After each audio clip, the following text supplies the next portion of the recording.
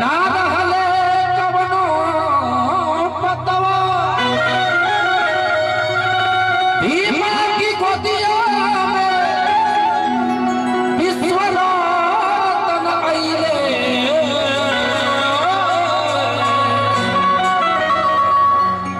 जवन भीम बनले पतवा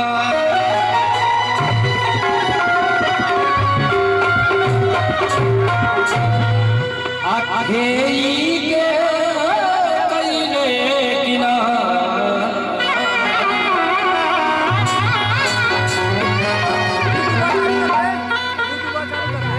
जय लिखल भारत के सुंदर विधवा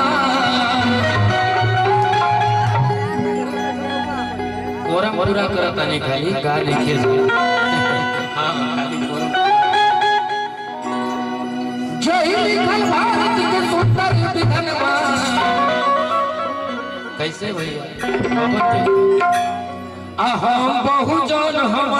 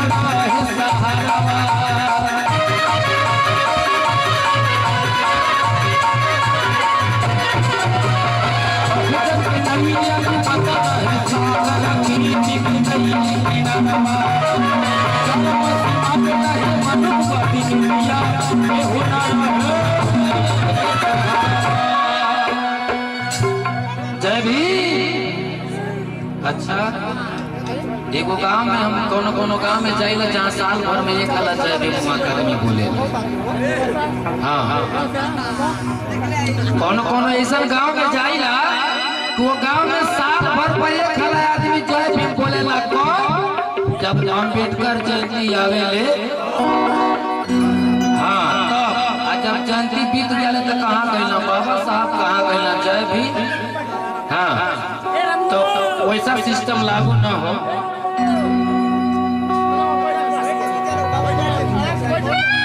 महेश भैया के शाहरुख भाई से भी रामचंद्र से बहुत रुपयों का सम्मान बहुत रुपयों से नवाजा है तथागत की अनुकंपा हो परिवार में मंगल ही मंगल हो तो एक बार इस दिव्या को पौधमय बनाते हैं एक बार जोर से बोलेंगे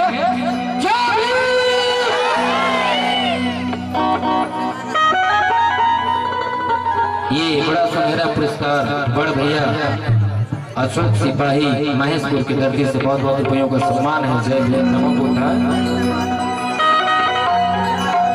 प्यासे के पानी मोर बाबा अब भूखे के दियाली भोलाना बहुजा बड़ा जल्दी ये गाना के सुन के उड़वा देला जाए लेकिन हमारे बाबा साहब को पानी मुंह भोजन दिले हम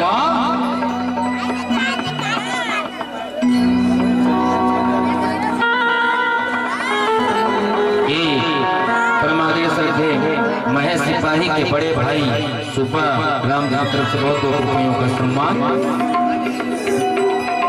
वो पानी मुंह भोजन हमारे बाबा साहब ने दिया है आप खाएंगे आपका बेटा खाएगा उसका बेटा खाएगा उसका बेटा खाएगा उसका बेटा खाएगा उसका बेटा खाएगा उसका बेटा खाएगा उसका बेटा खाएगा खत्म नहीं होने वाला ये बहुत कम समय में खत्म होने वाली बात नहीं है इसलिए मैंने कहा प्यास में पानी हमारे बाबा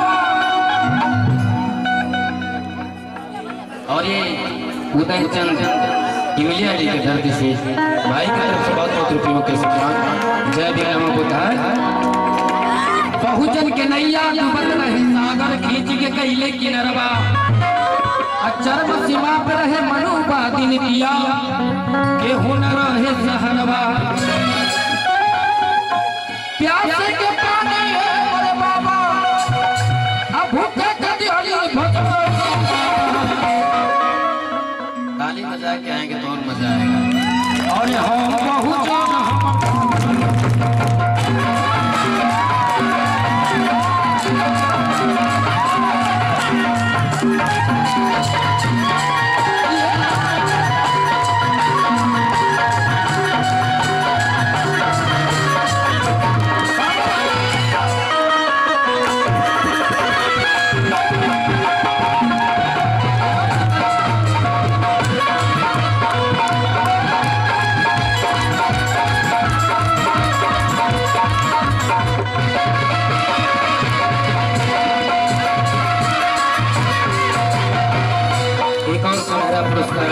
राजेश राय पहरीपुर के धरती से कहना है, रहिया चलल सुवारा रहे भाई लागे न केहू के परछाई।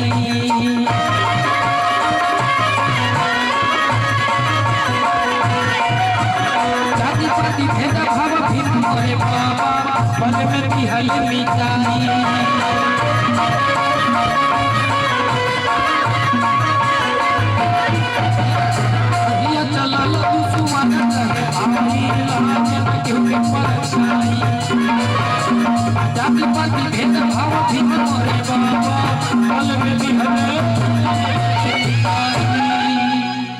रहिया चरण दुश्वार रहे भाई लागे न केहू के परछाई। जाति पाति भेद भाव भी मोरे बाबा एक पल में दिहले मिटाया। लेकिन कैसे भाई देशवा के खातिर मोरे बाबा अरे धान ले लो होके के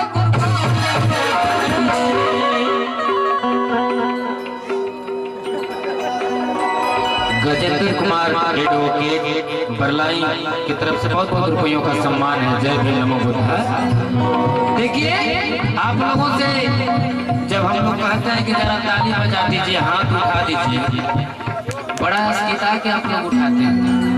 जैसे लगता है कि बाबा साहब चोरी चोरी तो हमने लोग खाली संविधान बना के धीरे से देके चले। हाँ उसी में प्रश्न है और उत्तर है दोनों। संविधान में ही सम माने बराबर और विधान माने कानून। सम माने बराबर और विधान माने कानून। चाहे राजा हो या फकीर हो मेरे बाबा साहब ने सबके लिए बराबर कानून बना दिया। इसलिए मैंने कहा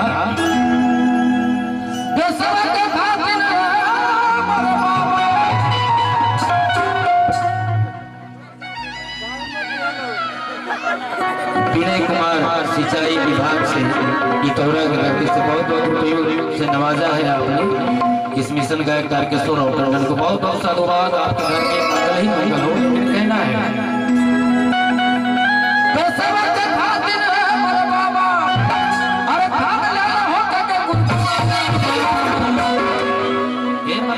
तिलक भी आज बिहार में बजा के नाचे ला जा असमने गाँव थे तो बजाते नहीं खा। बिपिन सिपाही इंडोरी के धरती से बहुत बहुत साधुवाद। हमके लगे लगी हम से प्यार करे लगे बाकी आड़े आए धीरे से सामने हो जाओ ताली बजा के आएंगे। हम बहुजन हम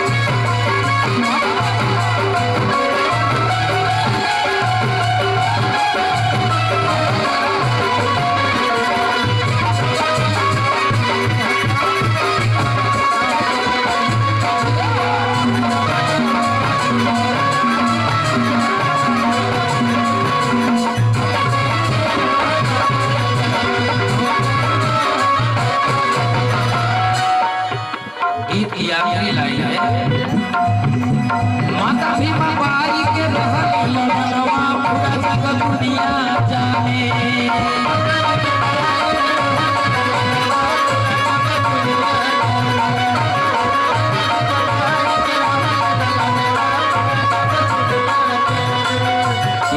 आशीष बाबू की तरफ से बहुत बहुत रुपयों का सम्मान है, लेकिन कहना है महेश भैया, महेश सिपाही जी, महेश भैया के 3 समझे भैया आए हुए हैं। मैं चाहूंगा आप लोग भी मंच पे आने का कष्ट करें, टंडन भैया को सम्मानित करने के लिए। महेश भैया खुद बोले हैं कि हमारे 3 को समझे, उनको पता ना चलता है, उन्होंने आगे आकर था कि लोग हवन होता है। बहुजन के नैया डूबत रहे सागर, नीचे के गई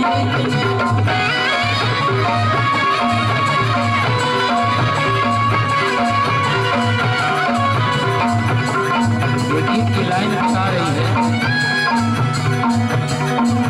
माता भीमा बाई के रहली ललनवा पूरा जग दुनिया जाने, अब पिता राम जी राम पाल पोस के नाने से कैले सयाने।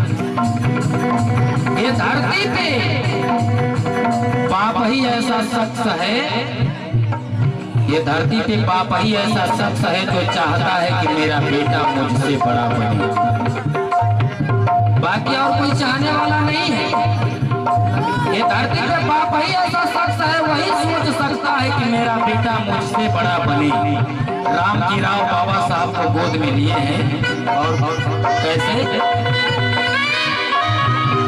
माता भीमा बाई के रहली ललनवा पूरा जगत दुनिया जाने।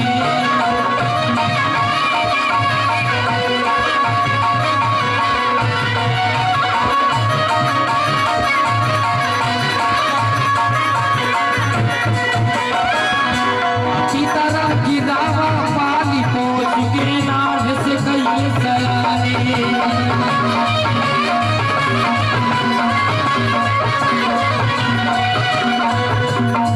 माता भीमा बाई के रहने